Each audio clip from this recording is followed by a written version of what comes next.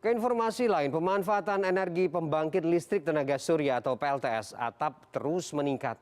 Mulai dari ratusan atap pada 2019, kini instalasi PLTS sudah terpasang pada 4.000 atap rumah. Penggunaan PLTS mandiri oleh warga ini berkat dukungan pemerintah lewat Permen SDM Nomor 49 Tahun 2018 tentang penggunaan sistem pembangkit listrik tenaga surya atap. Tapi sayang, tren penggunaan PLTS atap justru tumbuh di kota-kota besar, bukan di wilayah terpencil dan terluar yang warganya belum merdeka menikmati manfaat listrik.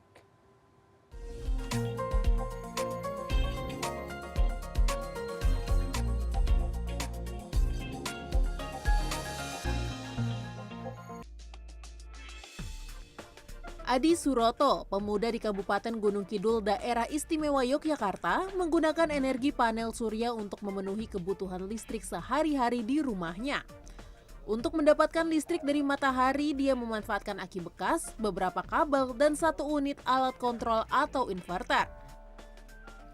Untuk di rumahnya ini, Adi menggunakan 4 panel surya yang berukuran 1 meter x 60 cm yang mampu menghasilkan tenaga 100 watt listrik.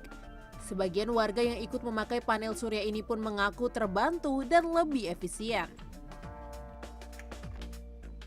Di rumah saya untuk pemasangan panel surya totalnya 2.200 watt. Untuk pemasangan panel kurang lebih sekitar 2,5 juta.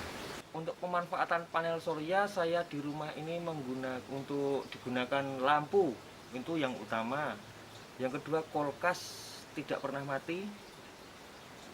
Akuarium, sanyo, magicom, semua memakai panel surya. Untuk penghematan saya per bulan kurang lebih 400 sampai 500 ribu. Pengalaman serupa juga dialami Wisnu Nugroho, warga yang tinggal di Tangerang Selatan ini baru 6 bulan menggunakan panel surya. Kapasitas produksi panel surya yang digunakan Wisnu mencapai 3.720 watt. Meski di awal harus merogoh kocek cukup besar untuk install, PLTS atap miliknya sanggup memenuhi kebutuhan listrik rumahnya. Tak hanya untuk penerangan, tapi juga untuk penggunaan televisi dan peralatan elektronik lainnya. Bagi Wisnu, menggunakan panel surya tidak hanya menghemat biaya listrik bulanan, namun juga mampu memberikan keuntungan. Sebagai gambaran ya, sebelum saya pakai panel, biaya listrik saya sebulan rata-rata 2 juta. Ketika saya pakai panel, ini sudah 6 bulan, jadi memang datanya proven ya. Itu 60% dari tagihan saya itu berkurang, artinya kurang dari 1 juta. Dengan memasang PLTS, Wisnu juga bisa mengekspor listrik ke jaringan PLN. Saya nggak ada yang saya exclude, semua aliran listrik di sini bisa pakai energi yang saya produksi. Karena ini modelnya yang ekspor import, jadi on grid, jadi kita produksi hari itu, langsung dipakai pada hari itu juga atau siang hari itu. Kalau kelebihan bisa diekspor atau istilahnya dijual ke PLN atau nitip di PLN. Adi dan Wisnu hanya 2 kisah dari 4.000 pengguna PLTS di Indonesia. Kementerian ESDM mencatat pemasangan PLTS atap tumbuh secara signifikan setelah diterbitkan Permen ESDM Nomor 49 Tahun 2018, yang kemudian direvisi lewat Permen ESDM Nomor 13 dan 16 Tahun 2019. Melihat data dari Kementerian ESDM, hingga Juni sudah ada 3.919 pengguna PLTS atap. Tapi di Indonesia, PLTS atap lebih banyak digunakan di Pulau Jawa yang saat ini produksi listriknya tengah oversupply. Di DKI Jakarta saat ini terdapat 1.156 pengguna PLTS atap. Sedangkan di Banten ada 2.034 pengguna dan Jawa Barat sebanyak 880 pengguna. Sementara berdasarkan sektornya, PLTS atap banyak digunakan oleh sektor rumah tangga, 3.208 unit. Nah, kenapa kok adanya di kota-kota besar? Ya karena yang memasang ini kan tadi rumah tangga yang sudah berlistrik. Dan yang berlistriknya itu kapasitasnya yang relatif lebih tinggi ya. Hampir tidak ada rumah tangga yang memasang atau tidak ada barangkali rumah tangga yang memasang yang untuk golongan pelanggan 450 atau 900. Ini untuk golongan pelanggan yang lebih tinggi.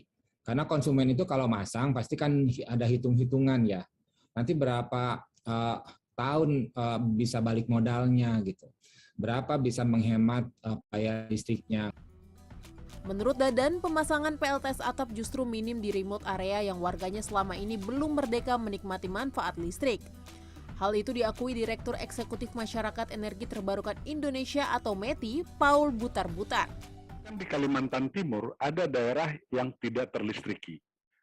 Daerah seperti ini perlu didorong untuk memanfaatkan membangun PLTS komunal.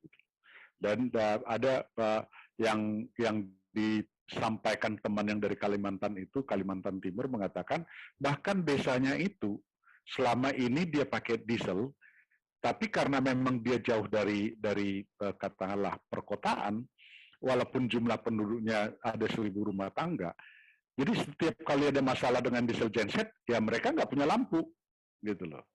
Jadi itu mahal bagi mereka. Jadi ya mau tidak mau masyarakat yang berkumpul, yang komunal seperti itu memang perlu didorong untuk bisa membangun PLTS atap karena itu karena jumlahnya lumayan banyak gitu ya. Jadi biaya investasinya per penduduk itu jadi lebih murah. Di tahun ketiga sejak Permen tentang penggunaan sistem pembangkit listrik tenaga surya atap dikeluarkan 2018 silam, beberapa hal masih perlu dikaji dengan beberapa pihak seperti Kemenko Kemaritiman dan Investasi, Wakil BUMN, dan pihak PLN. Dua diantaranya skema ekspor-impor daya listrik dan kerugian PLN. Ada kerugian di PLN. Kita juga ada data misalkan seperti ini nih. Kalau di rumah tangga, seberapa besar sih listrik yang dia hasilkan itu diekspor ke PLN. Nah, kalau dari data kami, masyarakat itu, karena umumnya masyarakat kan banyak menggunakan listriknya juga siang dan malam hari ya. Jadi angka yang diekspor itu dari jumlah listrik yang dihasilkan, itu angkanya 14-28%. Pemanfaatan energi baru terbarukan sudah menjadi mandat pemerintah guna mewujudkan lingkungan yang lebih bersih untuk masyarakat Indonesia. Namun, melihat ekspansi penggunaan pemanfaatan energi baru terbarukan terutama PLTS atap, implementasi peta jalan harus dilakukan secara cermat dan tepat. Sedianya, pemanfaatan PLTS atap tak hanya menguntungkan sekelompok masyarakat yang mampu, tapi juga menguntungkan masyarakat yang selama ini belum menikmati energi listrik di tanah air. Sebab listrik adalah hak setiap masyarakat. Tim Liputan CNN Indonesia.